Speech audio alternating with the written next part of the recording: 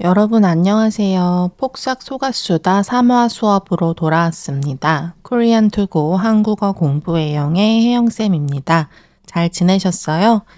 3화 수업을 기다려주셔서 감사합니다. 기다려주신 여러분을 실망시키지 않도록 오늘도 알찬 내용과 흥미로운 문화적 요소들을 전달해드리도록 할게요.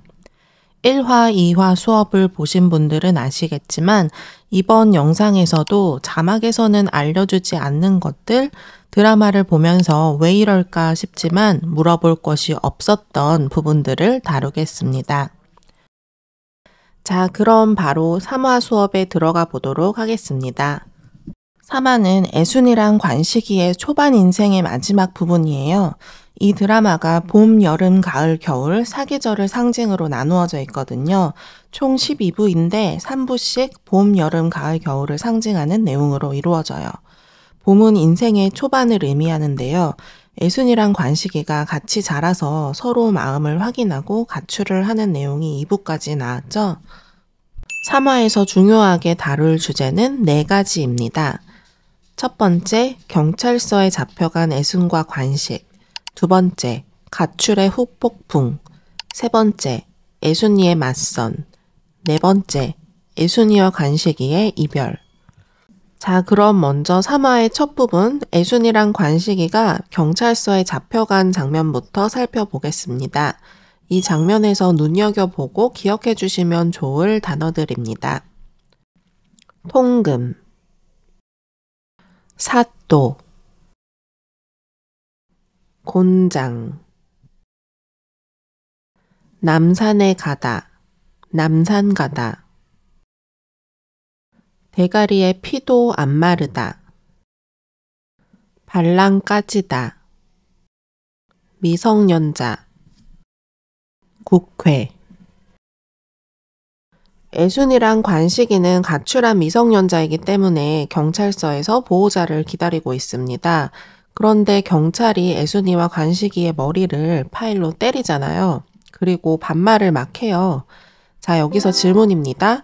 왜 경찰들은 애순이, 관식이를 이렇게 대할까요? 이 드라마 장면의 시대 배경을 생각해 보시면요. 1960년대 말이거든요. 애순이랑 관식이는 일단 10대잖아요. 나이가 어리고 또 이 시대에는 경찰과 군의 권력이 강해서 공권력이 시민을 대하는 것이 굉장히 압제적인 분위기였어요. 애순이랑 관식이가 2화에서 가방을 싸서 도망쳤을 때 있잖아요. 그때 통금이 있었거든요. 통행 금지요. 밤 12시부터 새벽 4시 사이에는 밖에 돌아다니면 안 됐어요. 범죄율을 낮추기 위해서 실시한 정책인데요. 밤 12시에 사이렌 소리가 나면 그때부터 나가면 안 되거든요. 그리고 경찰들이 순찰을 다니다가 돌아다니는 사람이 있으면 경찰서로 잡아갔어요. 이런 모습에서도 느낄 수 있듯이 경찰과 국가가 권력을 가지고 통제할 수 있는 부분이 아주 많았습니다. 지금이야 50년이 넘게 지나서 경찰은 공공 서비스를 제공하는 공무원의 자리에서 시민들을 동등하게 만나지만요. 당시에는 사회 분위기가 지금과 아주 달랐습니다. 그런데 아무리 옛날이라도 왜 때리냐고요. 그쵸? 부당하고 억울하잖아요. 그래서 여기서 우리의 애순이가 용기 있게 한마디 합니다. 아저씨 사또예요? 여기서 사또는 조선시대의 지방을 다스리던 관리였는데요. 이때는 사또가 자기 지방의 군사도 지휘하고 재판도 했어요. 그래서 마을에서 가장 권력이 센 사람이었죠. 아저씨가 곤장 치면 곤장 맞고 남산 가려면 막다 남산 가요? 자, 여기서 곤장을 친다는 건 조선시대에 사또가 잘못을 저지른 사람에게 벌을 줄 때 막대기로 때리는 것, 즉 태형을 의미합니다. 사또가 재판을 한다고 했잖아요. 그런데 지금처럼 체계적이지 않았어요. 그래서 어떻게 보면 사또 마음대로 곤장을 칠 수도 있는 거였죠. 그래서 자꾸 때리니까 아저씨 사또예요? 라고 말한 거예요. 그리고 아저씨가 남산 가라면 막 남산 가요? 이 말에서 남산은 서울에 있는 남산 맞아요. N서울타워가 있는 그 남산이요. 그런데 남산에는 과거에 중앙정보부가 있었어요. 그래서 이 대사에서 남산이라고 하면 중앙정보부를 의미하는 거거든요. 중앙정보부는 미국의 CIA를 모방해서 만들었지만 국내와 해외의 정보 모두를 담당했기 때문에 권력이 아주 강했어요. 그래서 여기에서 뭘 했을까요? 북한에서 내려온 간첩과 남한 내에서 공산주의를 따르는 사람들을 조사하는 곳이었거든요. 그래서 일반 시민들도 수상하다고 의심을 받으면 남산으로 끌려가는 경우가 많았습니다. 고문을 비롯해서 인권 침해 문제와 권력 남용이 아주 심각했어요. 애순이가 이렇게 말했더니 경찰이 똥가리 피도 안 마른 시애들이 발랑까지 가지고 라고 하거든요. 대가리에 피가 안 말랐다는 건 어리다는 거예요. 아기들이 태어날 때 머리에 피가 묻어 있죠? 이 피가 시간이 지나면 마르죠. 그런데 이 피도 아직 안 말랐다, 태어난 지 얼마 안 됐다, 어리다는 뜻을 비유적으로 표현한 겁니다. 주로 나이 어린 사람들이 하면 안 되는 일을 했을 때 어린 것이 어떻게 감히 같은 뜻으로 사용하는 표현입니다. 발랑 까졌다는 건 나이에 비해 지나치게 약았다, 나쁜 거 또는 어른들만 하는 것을 빨리 알았다는 뜻입니다. 애순이랑 관식이가 아직 미성년자인데 가출을 해서 여관에서 잠을 잤잖아요. 그래서 이런 표현을 쓴 거예요. 자, 그런데 생각해보면 발랑 까진 게 크게 잘못한 건 아니거든요. 부모님께는 좀 죄송할 수 있어도 누구에게 피해를 주진 않았잖아요. 이걸 우리의 애순이는 알고 있고 말을 합니다. 까졌으면요. 까진 게 불법이에요. 징역 살아요. 남산 가요. 까진 게 불법이에요? 맞아요. 불법은 아니에요. 징역 살아요? 남산 가요? 이렇게 말합니다. 역시 우리의 애순이 똑부러지죠? 그러면서 애순이가 또 그러죠. 얘랑 나랑 강도질하고 사람 때려서 여기 붙들려 있는 거 아니고요. 부산 직할시 경찰 굉장히 보호해야 될 미성년자고 우리 쪽도요. 지금 점잖게 보호자 기다리고 있는 거예요. 그니까요. 머리 때리지 마요. 진짜 맞는 말만 하네요, 우리 애순이. 도둑질한 건 여관 주인이고 얘네들은 미성년자라서 여기서 부모님을 기다리고 있는 거잖아요. 경찰한테 머리를 맞아야 할 이유가 없는 거죠. 자, 그랬더니 듣고 있던 다른 경찰이 이렇게 말합니다. 이 아는 국회로 보내비라. 이 애는 국회로 보내버려라, 이런 뜻인데요. 너무 맞는 말을 잘하니까 이런 인재를 국가에서 써야 되는데, 그쵸? 그만큼 애순이의 현명함과 당당함을 볼 수 있는 장면이에요. 자, 그런데 여관 주인한테는 어떤 일이 있었을까요? 훔친 물건들을 전당포에 가져가서 팔려고 하다가 경찰에 잡혀갑니다. 그리고 관식이 엄마가 와서 가방과 물건을 찾아가죠. 관식이 엄마가 가방을 찾아서 오는데 관식이랑 애순이가 뭘 먹고 있어요. 뭐죠? 두부예요. 그새 두부 사잡수고 있었어? 라고 얘기합니다. 그새는 그 사이에 라는 뜻이에요. 엄마가 여관에 들어가서 돈을 받으려고 기다리다가 경찰이 와서 주인이 잡혀가니까 가방을 찾아서 나왔는데 그 사이에 애순이랑 관식이가 두부를 사 먹고 있었어요. 사 잡수다에서 잡수다는 먹다의 존댓말이죠. 여기서 관식이 엄마가 애순이랑 관식이한테 존댓말을 안 해도 되는데 잡수다라는 표현을 쓴 건 비꼬는 겁니다. 그런데 왜 두부를 먹을까요? 한국에는 감옥이나 구치소에 들어갔다가 나오면 두부를 먹는 문화가 있습니다. 그 이유는 다시는 콩밥을 먹지 말라라는 뜻이라고 하는데요. 자, 콩밥을 먹는다는 표현을 알아야 돼요. 콩밥은 콩이 들어간 밥이고요. 옛날에 쌀이 귀할 때 교도소에서 밥에 콩을 많이 섞어서 줬어요. 그래서 교도소에 들어가는 걸 콩밥 먹는다고 얘기했거든요. 요즘에는 교도소에서도 그냥 쌀밥을 먹지만 아직도 콩밥 먹는다는 표현은 그대로 사용합니다. 그런데 두부는 콩으로 만들잖아요. 그쵸? 콩으로 두부를 만들 수 있어요. 하지만 반대로 두부로 콩을 만들 수는 없어요. 그렇기 때문에 두부를 먹으면 이제 콩밥을 먹지 않게 될 것이다는 의미가 담긴 문화라고 합니다. 그리고 두부는 어떻게 생겼어요? 하얗고 부드럽죠. 순수함을 연상하기 때문에 출소 후에 다시는 잘못을 하지 않고 순수하게 잘 살라는 의미도 담겨 있습니다. 출소 후에 두부를 먹는 장면은 한국 영화나 드라마에 자주 나오거든요. 특히 박찬욱 감독의 친절한 금자씨라는 영화가 있는데요. 이 영화에서 주인공 금자가 교도소 출소 후에 두부를 받는 장면이 아주 유명합니다. 두 번째 부분입니다. 이번에는 애순이와 관식이가 가출을 마치고 돌아와서 후폭풍을 맞는 부분, 그러니까 본인들의 행동으로 인한 결과를 감당하는 장면을 같이 살펴볼 건데요. 이 부분을 같이 보기 전에 먼저 눈여겨보시면 좋을 표현들을 소개합니다. 장손, 몇 손가락 안에 들다, 뭐뭐는 개뿔, 가문에 똥칠하다, 정학, 퇴학. 애순이랑 관식이가 제주로 돌아왔을 때 난리가 났었죠. 일단 학교에서 선생님들이 애순이 얘기를 하는데 뭐라고 하는지 한번 보세요. 놀라면 전화 놀지. 남의 집 장소는 왜 주저앉혀? 놀라면, 놀려고 하면, 놀고 싶으면 이런 뜻이에요. 저나 놀지, 자기나 놀지, 혼자 놀지 라는 뜻이죠. 남의 집 장소는 남의 집은 다른 가족을 얘기하고 장소는 첫째의 아들이죠. 관식이를 말하는 겁니다. 왜 주저앉혀? 주저앉힌다는 건 주저앉게 한다는 거예요.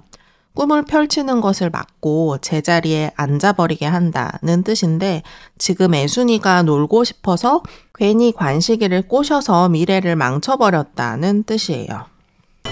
걔는 제주선 내 손가락 안에 들었다는 거야. 여기서 걔는 그 아이의 줄임말이죠. 그 아이는 관식이를 지칭하는 건데요.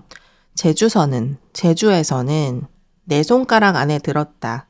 1등에서 4등까지 손으로 꼽을 때 그 안에 들어갔다는 거죠.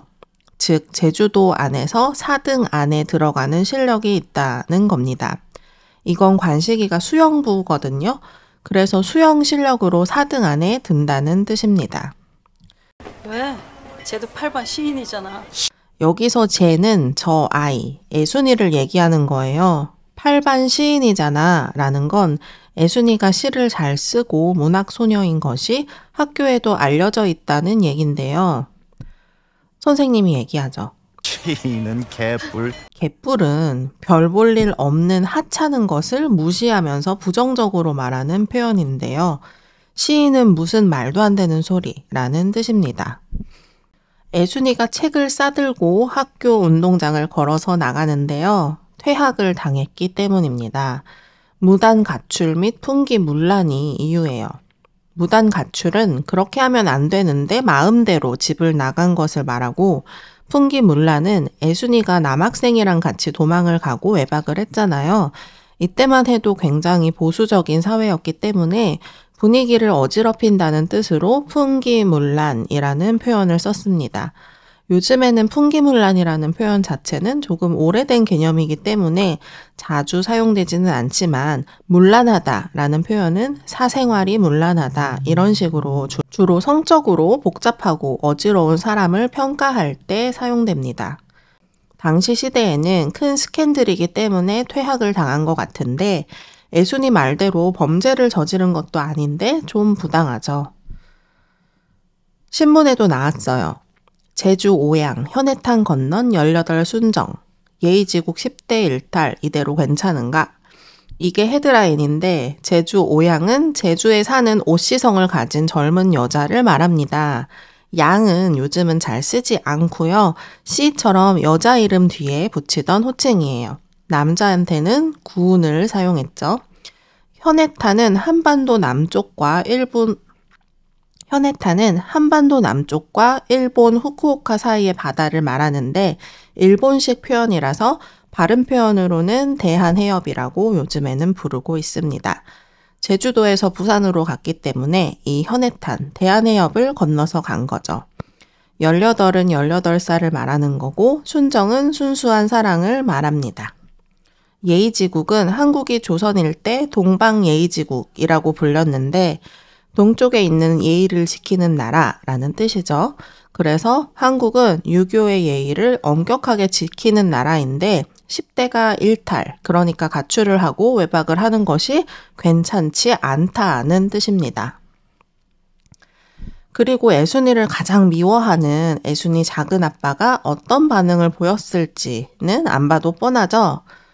가문에 똥칠도 이런 똥칠이 또 있느냐고.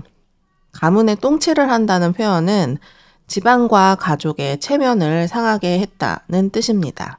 똥을 칠하는 것처럼 더럽혔다는 뜻이죠. 굉장히 격한 표현인데 그러니까 뒤에서 듣고 있던 할머니가 종구는 금칠했냐? 라고 말합니다. 종구 기억나세요? 작은아빠 아들이요. 사업하다가 빚을 져서 집안 형편이 기울어졌죠. 작은아빠가 바로 반박합니다. 아이, 걔가 얘랑 같아?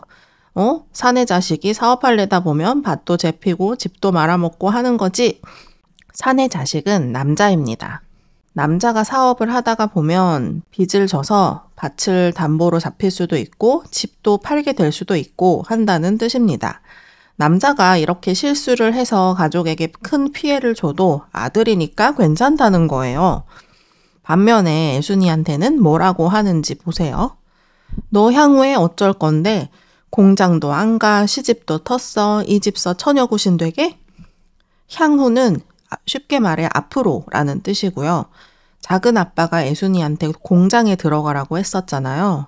그런데 애순이가 그게 싫어서 관식이랑 가출을 했던 거죠. 그런데 잡혔잖아요. 그리고 신문에도 날 정도로 크게 소문이 났죠. 그러니까 이 일을 숨기고 다른 사람한테 시집을 가는 것도 텄다, 즉 망쳤다는 뜻입니다. 처녀구신은 결혼을 하지 못하고 죽은 여자 귀신을 얘기하는데요. 긴 머리에 하얀 소복을 입은 모습이죠. 결혼을 못하고 죽어서 그 한 때문에 저승에 가지 못하고 이승에서 떠도는 귀신인데요.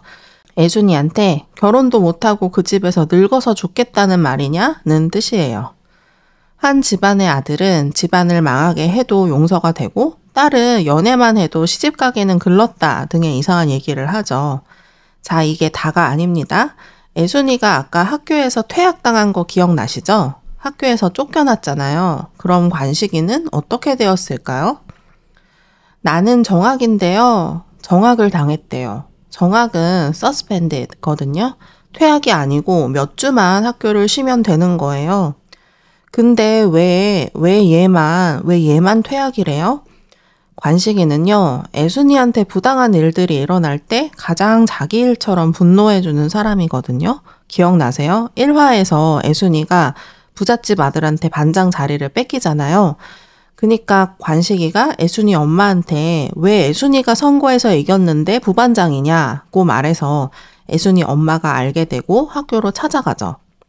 이제 엄마는 없지만 관식이가 엄마처럼 애순이의 아랫목이 되어주고 있다는 거 여러분 다 아시죠?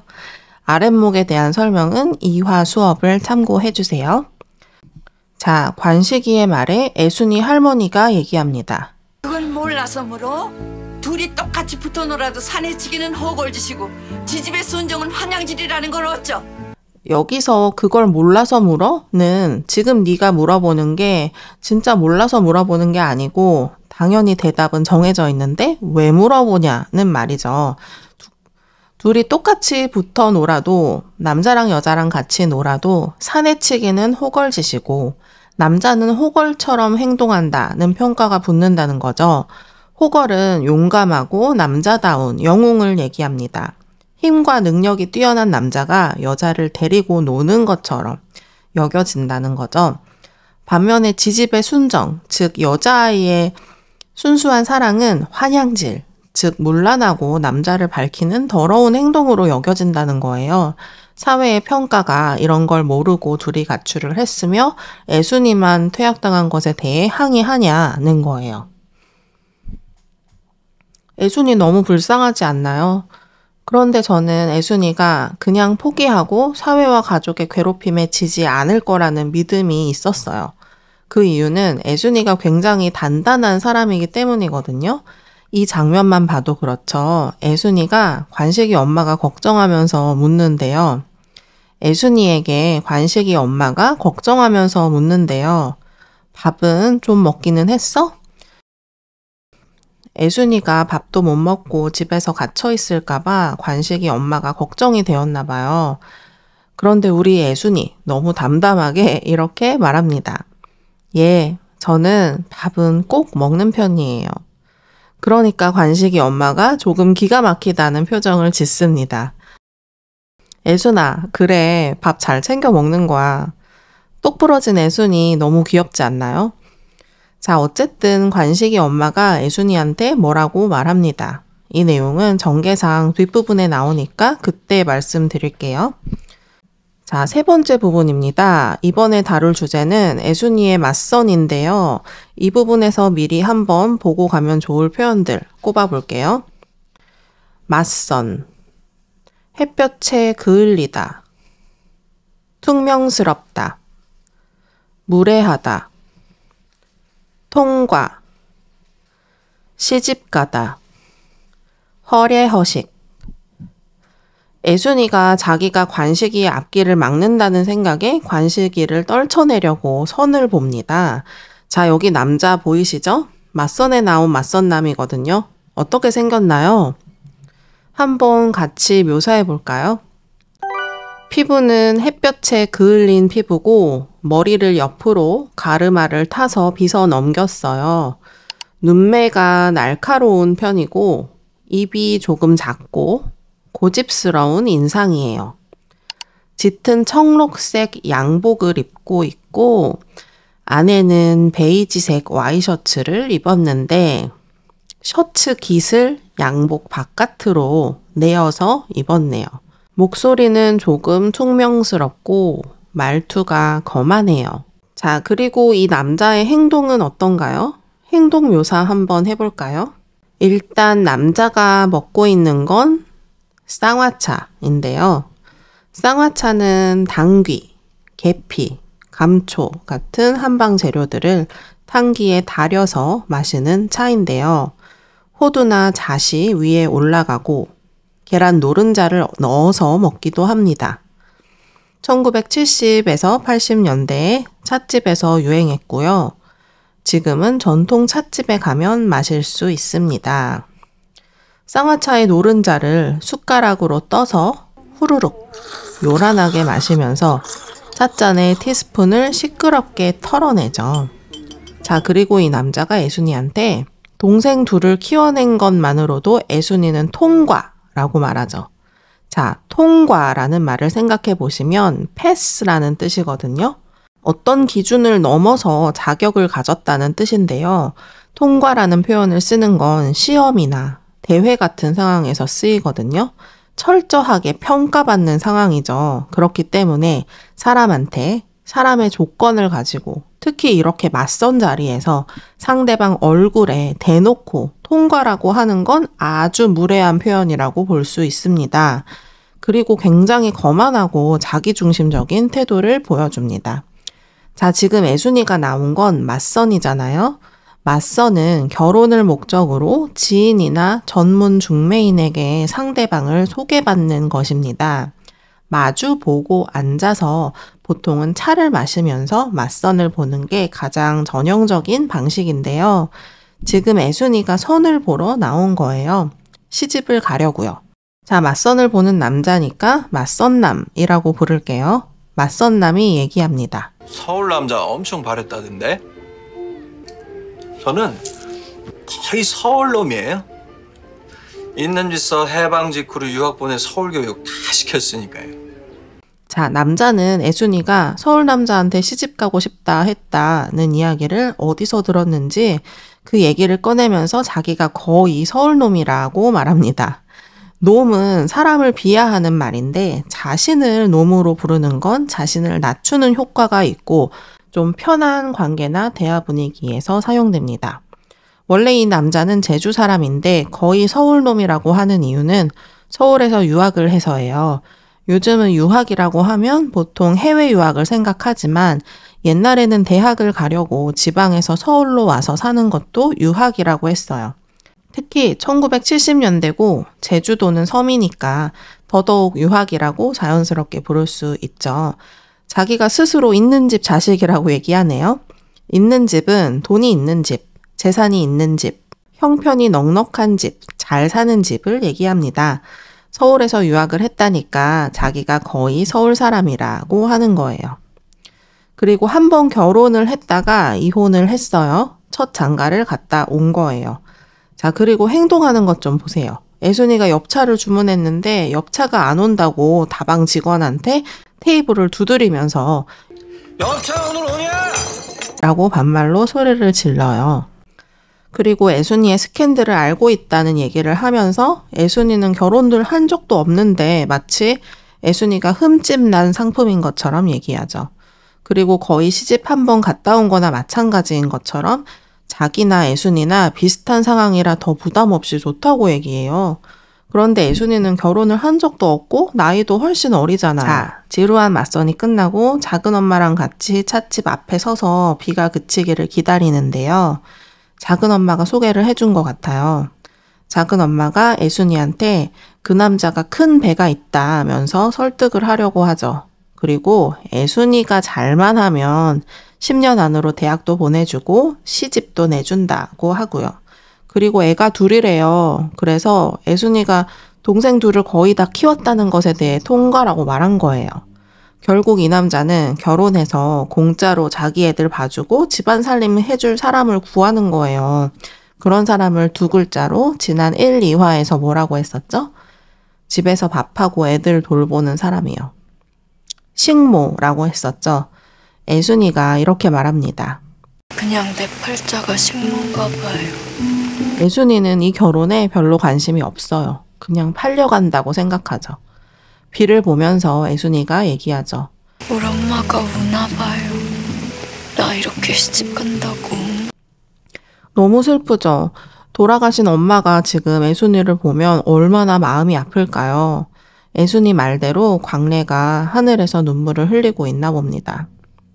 자, 엄마만 이 결혼에 반대하는 건 아니죠. 해녀들도 반대합니다. 관식이 엄마한테 달려와서 어떻게 애순이를 재취로 보내냐고 얘기합니다. 재취는 한 번 결혼했던 경험이 있는 사람에게 두 번째 배우자로 결혼하게 되는 건데요. 해녀들이 관식이 집에 쳐들어와서 관식이 엄마와 할머니한테 애순이 재취로 시집 보내면 가만 안 둔다고 항의하는 것을 관식이가 우연히 듣게 됩니다. 놀라서 애순이 시집 가요? 라고 묻죠. 자, 이때 애순이는 맞선남이랑 애순이 집에 인사를 가고 있어요. 맞선남이 멸치 상자를 들고 가는데 다른 사람한테 선물로 받은 걸 스티커만 대충 떼고 주려고 하는 거예요. 그리고 애순이가 받은 걸 주시는 거냐고 물어보니까 미제라고 말도 안 되는 소리를 하다가 자기가 봐도 너무 한국 상품이니까 미제 같은 국산이라고 얘기를 하죠. 그러면서 뱃속에 들어가면 다 똑같은 거고 자기는 허례허식 싫어한다고 말합니다. 허례허식은 비었다는 뜻의 허를 써서 속이 빈, 겉만 번드르르하게 꾸미는 예절이나 격식을 얘기합니다. 허례허식을 싫어해도 결혼할 사람 집에 오면서 남한테 받은 선물을 그냥 가지고 와서 숨기지도 않고 상대방 앞에서 스티커를 막 뜯고 결혼할 사람 집에 인사 갈 때 선물을 가지고 가는 걸 허례허식이라고 부르는 건 무례한 일이죠. 상대방에 대한 존중이 없잖아요. 여기에다가 애순이한테 흰 드레스는 초혼만 입는 거니까 양장에 사진이나 찍고 말자고 하지요. 와, 진짜 재수없네요. 그런데 이때 애순이 집에는 관식이가 와 있었어요. 애순이를 자기하고 결혼시켜달라고 부탁하러 왔죠. 생선을 막 다 가져왔어요. 기억나시죠? 어렸을 때 관식이가 애순이 먹으라고 조구 하나씩 더 가지고 왔었잖아요. 그러면서 이렇게 말합니다. 재취라며요. 30살이라며요. 여기서 라메요는요, 라며요의 비표준 말이고요. 라며요는 라면서요의 줄임말이고, 라면서도 뭐뭐 라면서 왜 그래요? 즉 재취라면서 왜 애순이를 거기에 시집 보내요? 그 사람 30살이라면서 왜 나이도 훨씬 어린 애순이를 보내요? 라는 의미가 담겨 있는 겁니다. 그 다음 말이 너무 웃긴데요. 애순이에 대한 관식이의 애정이 담겨 있는데 애순이의 외모를 칭찬해요. 애순이한테 푹 빠진 관식이의 시각이 느껴져서 귀엽고 또 19살답게 예쁜 외모를 무시할 수 없는 그런 어린 사랑의 감정이 느껴져서 재미있는 대사였어요. 한번 들어보세요. 애순이처럼 생긴 애를 왜 떠리로 치워요? 애순이처럼 생긴 애를 이라고 하잖아요. 애순이처럼 생긴 애가 어떻게 생긴 애인데요? 애순이가 어떻게 생겼는데요? 당연히 예쁘다는 뜻인데 그 다음 말 한번 보세요. 왜 떠리로 치워요? 떠리는 장사를 할 때 팔다 남은 것이나 품질이 그다지 좋지 않은 물건을 싸게 팔아 치워버리는 것을 말합니다. 그래서 왜 애순이를 떠리로 치워요? 라고 얘기한 거죠. 애순이는 품질이 좋지 않은 흠이 간 상품이 아니라 관식이에게는 최고의 사람이잖아요. 걔처럼 똑똑하고 잘 떠들고 귀염상인 애를. 여기에 관식이가 애순이를 왜 좋아하는지 보이죠. 걔처럼, 그 아이처럼, 애순이처럼 똑똑하고 잘 떠들고, 잘 떠든다는 건 말을 잘한다는 거예요. 말을 많이 하기도 하지만 재미있는 말을 조리 있게 잘한다는 말도 되죠. 그리고 귀염상이라는 건 귀엽게 생겼다는 거예요. 예쁘다고 할 수도 있지만 너무 직설적이고 또 애순이 삼촌이랑 할머니 앞에서 예쁘다는 말은 너무 가벼워 보일 수도 있죠. 귀엽다는 건 사실 예쁘다는 것보다 더 애정이 들어간 표현 같다고 저는 개인적으로 생각해요. 여기서 상이라는 거 있죠. 모양, 인상, 얼굴을 얘기하는데요. 앞에 명사랑 보통 많이 쓰는데 예를 들면 강아지상이라고 하면 강아지처럼 귀엽고 착하게 생긴 인상, 그리고 고양이상이라고 하면 고양이처럼 좀 도도하면서도 새침한 매력이 있는 인상을 말하죠. 귀염은 귀여움의 줄임말이라서 귀염상은 귀여운 인상입니다. 여러분은 무슨 상이신가요? 그러면서 관식이가 왜? 나 줘요, 나. 저거도 내가 챙겼고 애순이 양배추도 내가 다 팔았고 이 세상에서 내가 애순이 제일 좋아하는데 친 작은 아빠보다도 내가 난데 왜 껴다요? 맞아요. 관식이가 애순이 조기도 먹으라고 매일 챙겨줬죠. 양배추도 같이 길러서 시장에서 다 팔아줬고 진짜 애순이를 세상에서 제일 좋아하는 사람은 관식이잖아요. 친 작은 아빠. 여기서 친은 아빠 쪽이라는 뜻도 있지만 실제 혈육이라는 뜻도 있어요. 그러니까 애순이의 작은 아빠는 애순이에게 너무 못되게 굴지만 피가 섞였기 때문에 친 작은 아빠인데요. 그보다도 관식이가 더 낫다고 하는 거죠. 맞는 말입니다. 자, 네 번째 부분 보겠습니다. 3화에서는 이제 애순이랑 관식이의 관계가 갈등을 겪다가 결말을 맺거든요. 지금부터 그 부분을 같이 보시겠습니다. 장면을 하나씩 보기 전에 특히 알아두면 좋은 표현들 소개해 드릴게요. 독박을 쓰다, 어차피, 놓치다, 양껏, 마누라, 공짜, 첨벙. 애순이랑 관식이가 처음으로 뽀뽀했던 유채밭 있죠? 거기서 둘이 다퉈요. 애순이가 관식이에게 소리치죠. 왜 나만 독박 써? 독박 쓴다는 건 어떤 문제가 일어났을 때 그와 관련된 다른 사람들은 다 결과나 책임을 피해가고 한 명이 혼자서 모든 책임과 결과를 감당해야 하는 상황을 말합니다. 혼자 다 뒤집어 쓴다고도 얘기하죠. 왜 나만 퇴학이야? 왜 나만 반란 까진 년인데? 맞아요. 저희가 여태까지 애순이와 관식이의 가출 이후에 맞아요. 저희가 여태까지 애순이와 관식이의 가출 이후에 둘을 향한 평가가 얼마나 갈리는지 봤잖아요. 애순이는 퇴학을 당하고 반란 까졌다는 말을 듣고 풍기를 문란하게 했다는 비난을 받으면서 원치도 않는 시집을 가도록 떠밀려졌잖아요. 다 텄어. 다. 뭐 대학? 시인? 다 똥이다 똥. 애순이가 가고 싶어 하던 대학, 되고 싶어 하던 시인 모두 이룰 수 없는 것이 된 거예요. 그러면서 이렇게 얘기합니다. 오빠랑 살면 어차피 도 아니면 개잖아. 어차피는 이렇게 하든지 저렇게 하든지 결과는 똑같다는 의미로 사용하는 단어고요. anyway, anyhow 같은 뜻입니다. 도 아니면 개는 same difference, they're basically the same 이라는 뜻입니다. 관식이랑 살면 크게 형편은 나아지지 않는다는 걸 애순이도 아는 거죠. 도와 개는 윷놀이에서 나올 수 있는 수 중에 가장 작은 두 가지인데요. 도가 나오면 한 칸 앞으로 가고 개가 나오면 두 칸 앞으로 가죠. 윷놀이에서 가장 작은 두 수라서 도 아니면 개는 작고 대단하지 않다는 것을 의미합니다.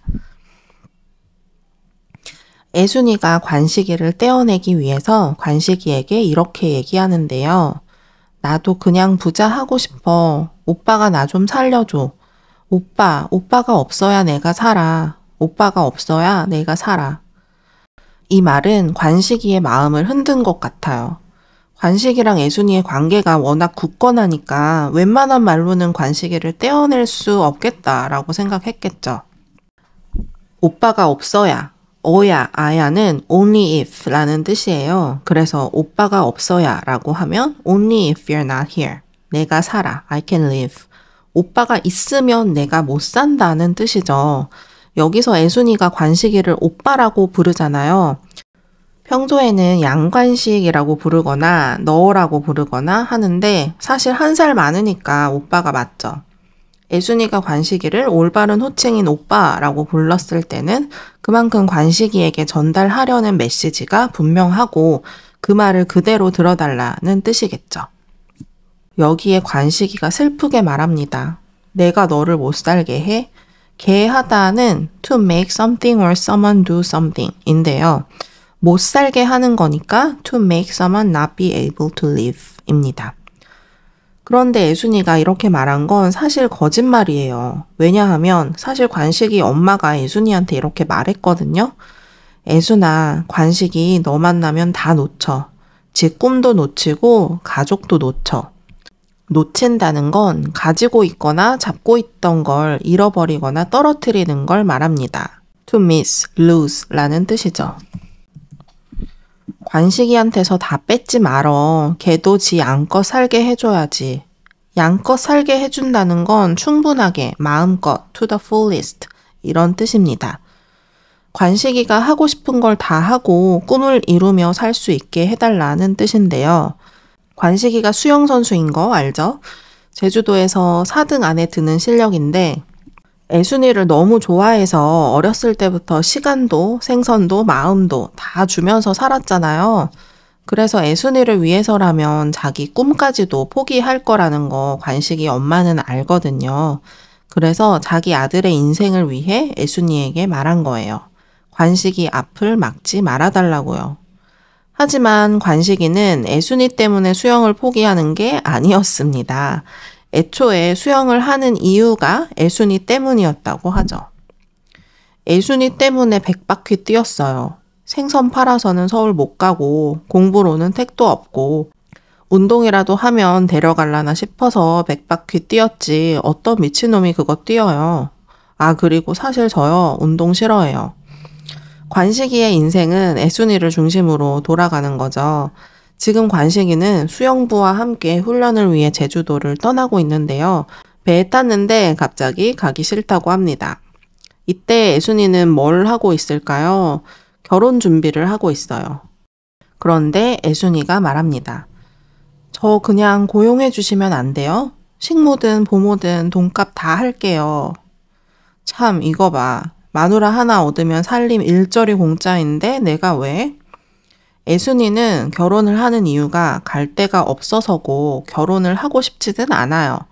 하지만 결혼을 하지 않으면 집에서 쫓겨나서 부산의 공장에 가야 하고 그러면 관식이랑도 헤어지게 되잖아요. 애순이는 그냥 자신을 고용해달라고 하지만 남자의 대답이 정말 가관입니다. 맞아요. 식모도 보모도 월급을 줘야 하지만 아내에게는 주지 않죠. 살림도 육아도 그냥 공짜로 할 수 있는 거예요. 여성들이 담당하는 살림과 육아 노동을 당연하게 생각하는 사고방식이죠. 애순이는 식모살이를 하지 않으려고 집을 나온 건데 결국 시집을 가면 평생 월급도 못 받는 식모로 살게 되겠죠. 애순이는 관식이가 탄 배를 향해 달려갑니다. 비는 쏟아지고 애순이는 관식이를 계속 부르는데요. 배는 떠나지만 잡고 싶은 거죠. 여기에 관식이는 어떻게 했을까요? 첨벙은 의성어인데요. 물에 뛰어드는 소리를 표현하는 단어입니다. 관식이가 물에 뛰어들었다는 뜻이죠. 관식이가 수영 선수잖아요. 고래처럼 엄청난 속도로 헤엄쳐 와서 애순이를 껴안고 옵니다. 이렇게 결국 둘의 사랑은 이어지게 됩니다. 그리고 부산 가출 소동 때 금명이가 생겨서 둘은 금방 첫째 아이를 낳게 되고 어린 나이에 부모가 됩니다. 애순이와 관식이의 인생에 설레는 봄은 이렇게 3화를 마지막으로 막을 내리게 됩니다. 봄은 해피엔딩 같은데요. 그 후의 인생은 또 어떻게 펼쳐질지 저와 계속 함께 해주시면 감사하겠습니다. 그럼 4화 수업에서 또 만나요. 시청해주셔서 감사합니다. 한국어 공부해요.